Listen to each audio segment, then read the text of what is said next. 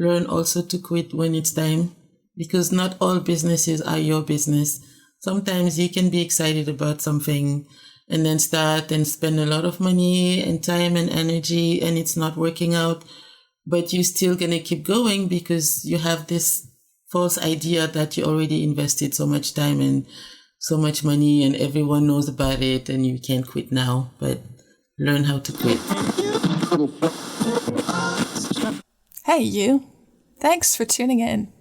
Just a quick heads up, this episode is rated R, so expect that there will be some language that you may not want your kids to hear, lots of adult topics, and quite possibly some explicit conversations about sex. This episode is probably not safe for work, though, I guess it depends on where you work.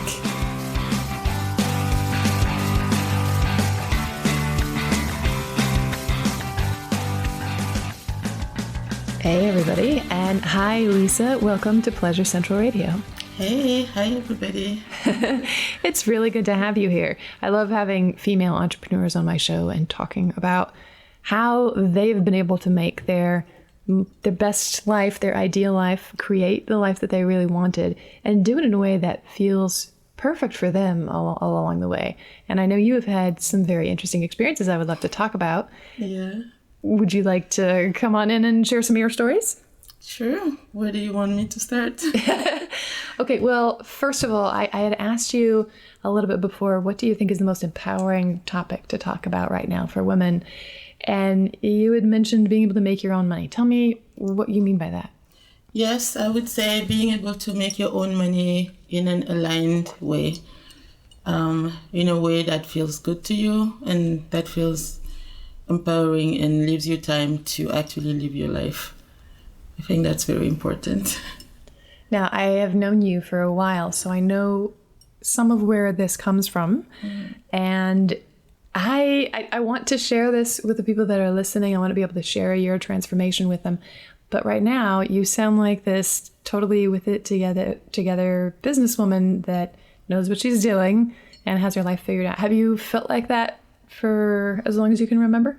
No, and actually I'm just pretending. I don't know.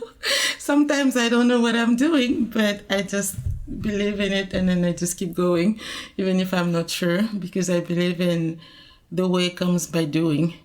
I have spent a lot of time just thinking and not doing anything, but the only way to gain experience is to just go ahead and do it.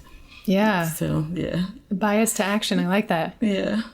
So my story, I grew up in a culture where I was taught that the man would be the provider. He would provide for me, and all I had to do was take care of the house and take care of him and pretty much submit to him for everything. And I did that, and it did not work out. I was abused. And then my mom, on the other hand, she grew up probably in the same circumstances, but she learned to be independent, and she divorced when I was still very young. And she always taught me to make my own money, to not trust men, to not depend on anyone.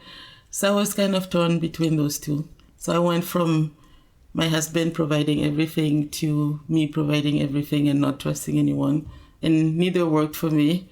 I was miserable the first time. And then the second time, I was so not miserable, but so tired because I was working 7 days a week and I had the whole weight of the planet on me and I didn't trust anyone to take care of me. And yeah, so I just had to find a balance. And I encourage everyone to find their own balance, what aligns the most for them. That sounds like that was really heavy for a long time. It was, but I'm out of it now, I would say.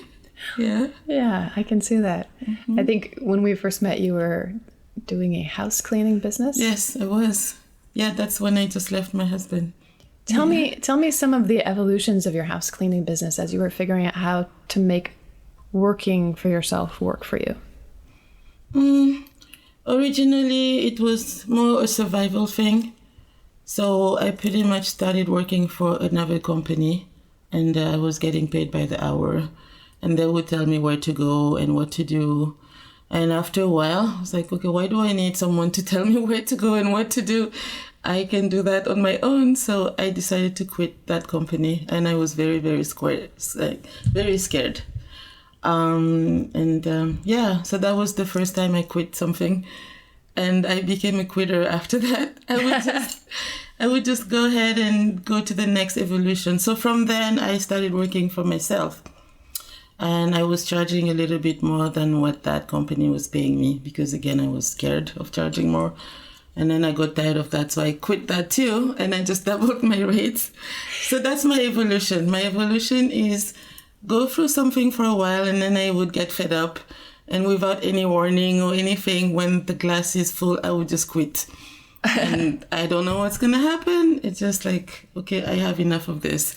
And I quit, and everything just turns out for the best. It sounds like, at least in some of those earlier experiences, that you quitting was your way of upholding your own boundaries, being like, this is what matters to me. It matters enough that I'm going to remove myself from the situation, and I trust myself enough to catch myself that I'm going to move on, even if it's a bit scary. Definitely, yes, because life has taught me, even when things look really bad and really scary, there is always a way out, and it always ends up working out. So, yeah, that's how I live now. When I don't want something, I don't want to put up with it. I just quit. Yeah. People say just keep going, but you have to learn how to quit sometimes too. Yeah, when it's best for you to quit. Definitely. How do you know? I mean, I'm sure there are situations when you want to quit and you know staying is better for you, but how do you decide when it is better to move on from a situation than it is to continue to invest some time and let it be squandered? I listen to my heart. When it's time to do something, sometimes if it's the wrong thing, I don't know how it is for other people, but for me, I just get very anxious. So all the jobs that I quit, or the business that I stopped doing, I would wake up in the morning and just thinking, just the idea of doing that thing would make me very, very anxious and very unhealthy. And I learned to recognize that sign pretty early. And you can't live like that, and we shouldn't. So that's my signal when I start getting very anxious about something. Yeah. Or if it's a relationship, whether it's a friend or a romantic relationship, if I start getting anxious when it's time to meet the person or hang out or get on the phone, then that means it's time to let it go. Yeah, that's interesting. I haven't really thought of it that way, especially around friendships, but thinking back through some of my formative relationships, that is a good way of describing the healthiest moving on that I found access to. Yeah. You know, one of the things that is so unique about being a female entrepreneur in this world is I've had a couple of years in the corporate world, and I've worked for other people many different times. However, the rest of the work world is not really set up to respect women's bodies very well. And after working for myself for over a decade and being able to plan my body around when my energy is the highest and when I don't feel like I'm going to want to be seeing people, making sure that there isn't stuff on my calendar, I know that we all have found our own individual ways of doing this. Do you want to share with me some of the ways that you respect your feminine body through your work and plan around it so that you can keep it in its best shape? Okay. Again, it comes to respecting your own rhythm and what your spirit tells you to do. Because I had a job where I had a regular 9-to-5 schedule, and it really didn't work for me. And that's one of the things I quit as well. So I know some people need a schedule and they need regular routine, but for me personally, it doesn't work. So I sleep when I'm sleepy. I wake up when I wake up. So sometimes it looks really strange. Like I would go to bed at 7 p.m. and then I'm up at 4 because I'm not sleepy anymore. And then I'll go on my computer and work.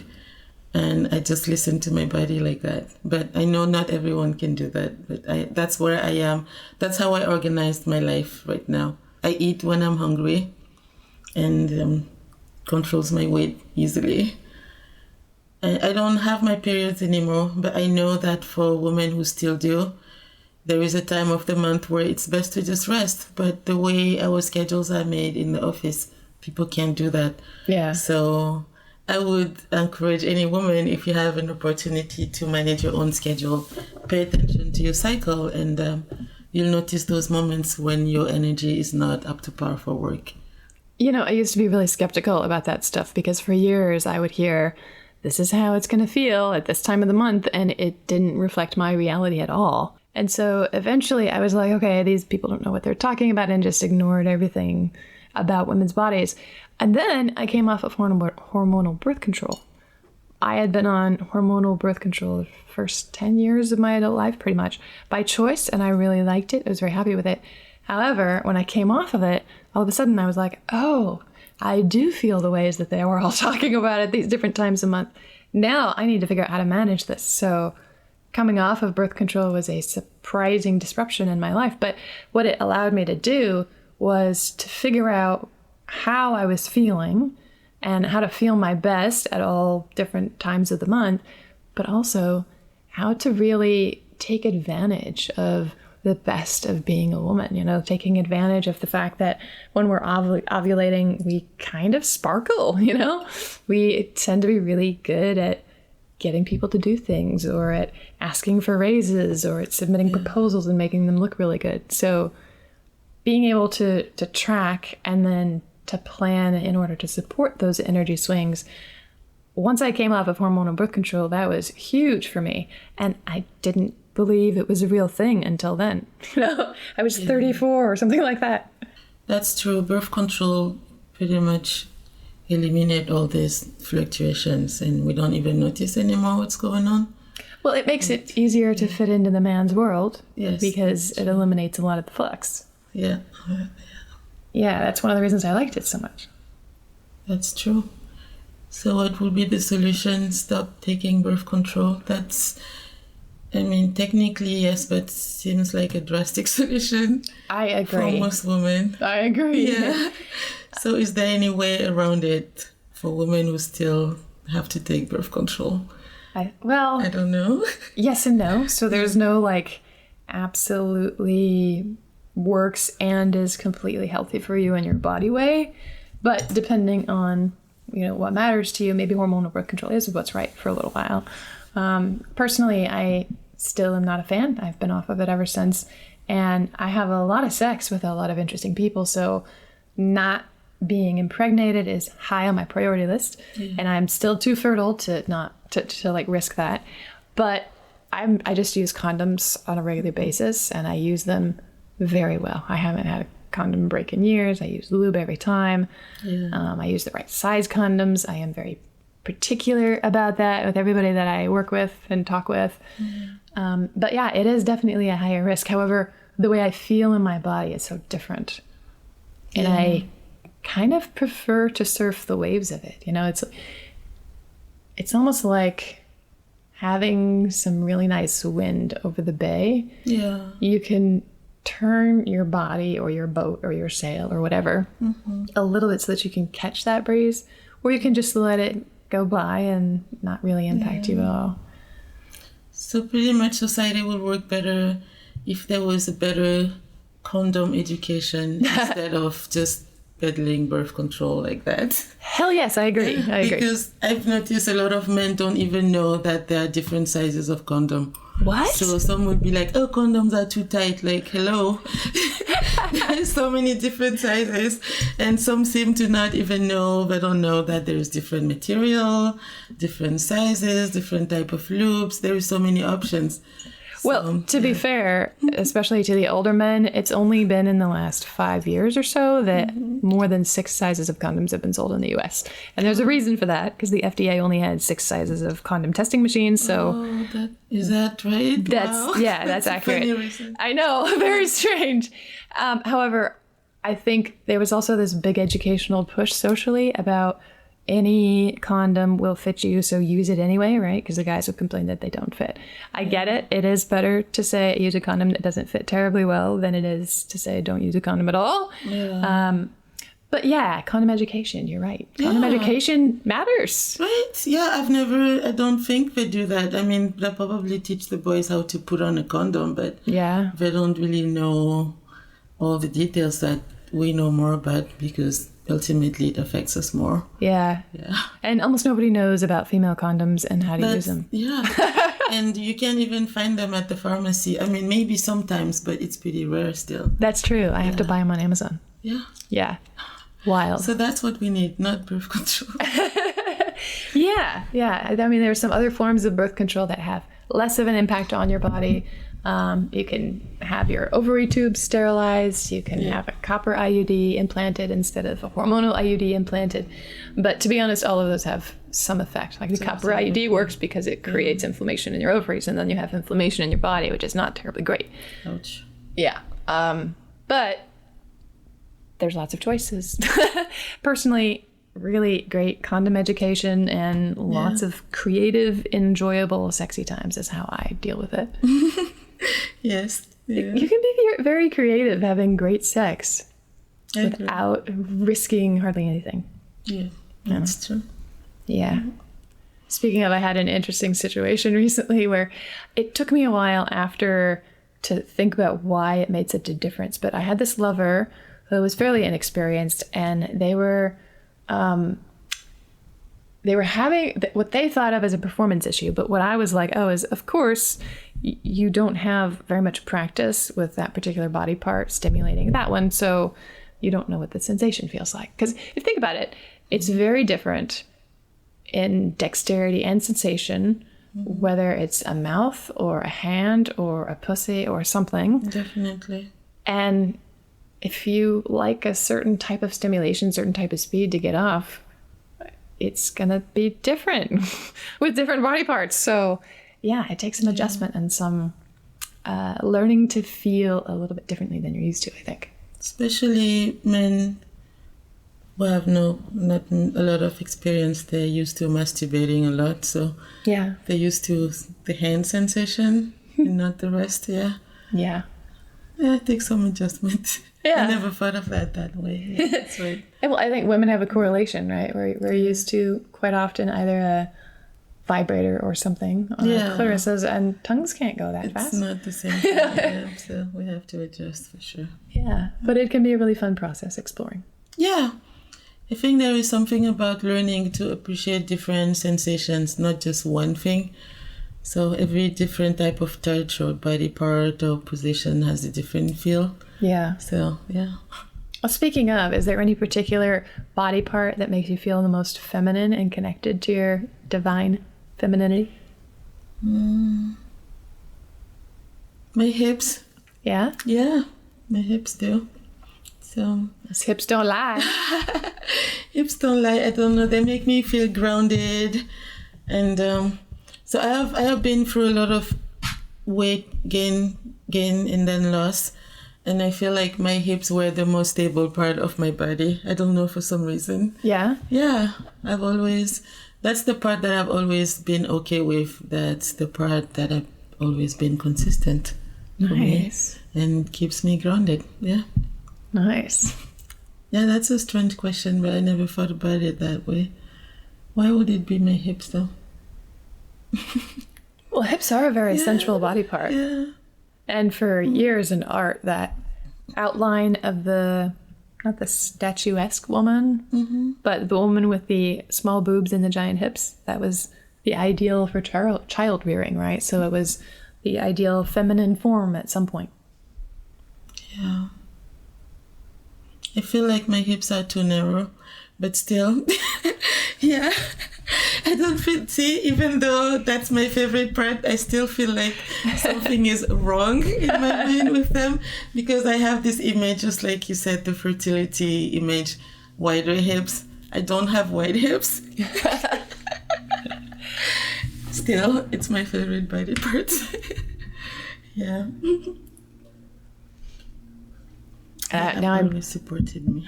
I'm tempted to ask how your hips give you pleasure physically, because that feels like the next logical question. They don't give me pleasure physically. That's not. They allow me to use my legs properly. I can sit. I can stand up. They help support my back, my abs. It's just my.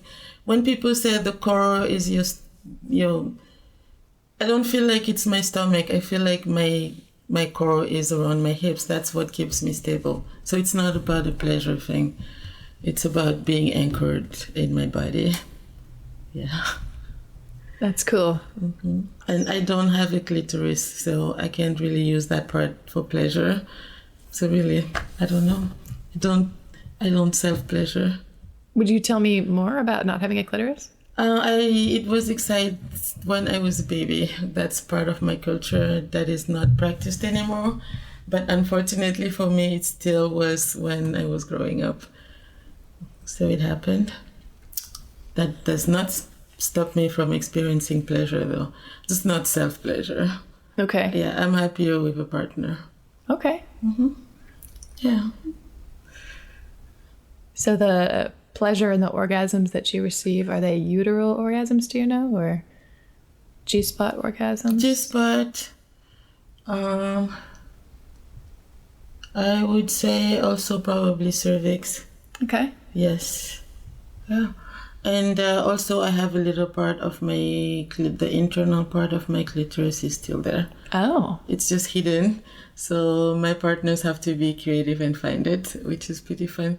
Because I used to tell them, oh, I don't have a clit, and then try to prepare them for that. But I stopped doing that maybe 10 years ago. Nice. I don't say anything, and some figure it out.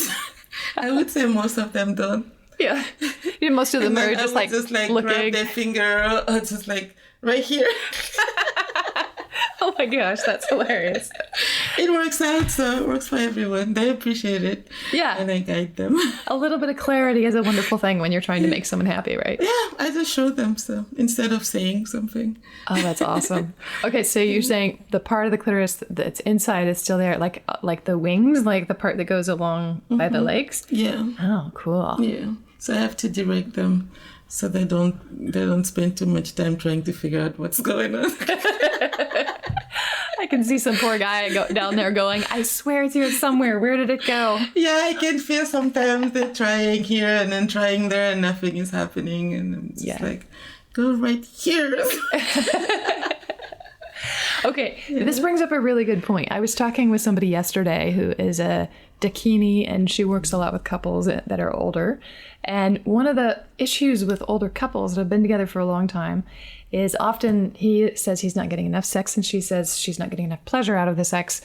And a lot of times she doesn't know how to tell him, look, I need you to be doing this, especially if they've been married forever, because he hasn't figured it out yet, except he thinks he's got something figured out, right? But not what's making her happy. So it seems to me like directing someone towards what actually does bring you pleasure, especially when they're confused or uncertain, could be a little bit of a landmine, I think. How have you learned to work around that? Just by doing it again. I used to not say anything when I was married. So with my first husband, I wasn't saying anything, and probably just like that lady, things weren't happening that way. But now throughout the years, I can't really say. So I pretty much show them instead of saying. Okay. I would grab his hand and just put his finger right where I want it to go. Yeah. Or if it's the tongue, I would grab his head and just direct the tongue wherever I want it to be. And usually they would catch on right away. Yeah. Yeah. Does anybody ever resist being told? It happens every once in a while, but then they just don't get invited in my bed again, so... I gotta say, that is probably the best reaction to that. Sorry. No, thank you. Yeah, I mean, I don't blame them or anything. Everyone has their own style in the bedroom, you know. Sometimes it works out and sometimes it doesn't. And if I show them and they don't want to go there or they're not interested, I feel like maybe they would be better with another partner, not me. Yeah. That sounds exactly right to me. There's no need to blame anyone. Yeah. Find someone whose buttons you do push. Exactly. But in the case of the husband and wife, then they have to make it work. So, yeah. They're going to have to figure it out. If she can't say, maybe she can show him. Hopefully it works out. I like that. Yeah. I think the key element to that working, though, is actually her enjoying what he does. Yeah. Right? Like if she's like, okay, do this. And he's like, well, okay, is something changing? I don't know. I can't tell if this is making her happy or not. Then it's easy for him to feel like you're just picking on him. The thing is, does she know what makes her happy though? Like if she doesn't know exactly what pleases her, it's going to be really hard to show him. That's the thing too. That's why I usually suggest a game. Yeah. That they start some kind of like a playful game, and then they tell each other when they're playing it, so they can just be playful and explore, but the game helps them expand a little bit more and feel a little bit differently and communicate better, because communication matters. It does. Yeah. So, ideally before getting married, but Yeah. if we end up getting married before, we'll work on it. So you have had a really interesting growing up experience and a really interesting adulthood. And I know that you're wanting to be the best example for everyone out there that you can be. What do you think are 3 of the most important things that women entrepreneurs need to know right now in order to stay in that empowered, aligned place? Trust yourself, because a lot of time you're gonna follow a direction and people around you won't believe in it. So just keep believing in yourself. Second, even though you trust yourself, learn also to quit when it's time, because not all businesses are your business. Sometimes you can be excited about something and then start and spend a lot of money and time and energy and it's not working out, but you're still gonna keep going because you have this false idea that you already invested so much time and so much money and everyone knows about it and you can't quit now. But learn how to quit. That's super important. And learn how to rest also. If you are tired, if you don't know, you're not sure what you're doing or things are not working out, you can take some time to just rest and do nothing and things will redirect. Yeah. Those are the 3 things that are very important, I think. I like those. Yeah. Yeah, those would have been really helpful to have early in my career too. Yeah. Yeah. So what do you do to rest now? What do I do to rest? Yeah. Right now, I spend a lot of time outside watching the animals in my yard. I did not know so many things about crows and squirrels and bugs and spider webs, but I've been learning and listening and watching and enjoying seeing that, nature, not nature parable, but seeing that story of nature play out right there in front of me. And so much of it is playful too. Like a lot of nature resists wasting energy, but still there is play, which makes me think play is not any kind of a waste of energy in nature's eyes. I'm glad I am playing a lot more than I used to. Yeah, that's something you taught me. Yeah? When things don't work out, instead of just sitting there and stressing out, go play. Yeah. That does sound like me. Yeah, it works. Usually helps unblock situations. Yeah. Yeah, I've always loved that feeling of being a bit of a rebel and succeeding my way, regardless of what other people think about it, because then it is fun. It's like, yeah, sometimes things are hard, but it never is so hard that I'm crushed. It's always just, oh yeah, okay. I haven't found a solution to this yet, but when I put it in my play box, I will. And it hits different when it's hard by your own choice because it's something that you want to do, versus hard because you're doing what somebody else wants you to do. Yes. Definitely it doesn't feel the same. Very much. Yeah. Well, thank you very much, Lisa, for being on the show. Thank you. Yeah, thanks for inviting me. I loved having you here, and I'm sure we'll check back in some point. All right. Goodbye, everybody. Hey there, pleasure seeker. Well, that's it for today's conversation. Here at Pleasure Central Radio, we love using conscious communication, science geekery, and copious amounts of true pleasure to improve our partnerships, our money, and our love lives. And we hope you do too.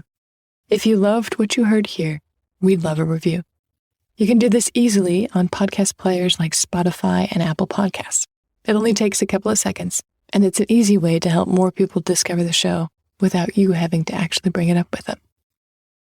To hear other episodes of the podcast and get notified immediately when a new episode is released, follow me on your favorite podcast player.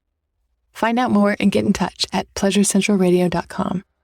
Your thought to ponder today is: trust yourself. A lot of time you're going to follow a direction and people around you won't believe in it. So just keep believing in yourself.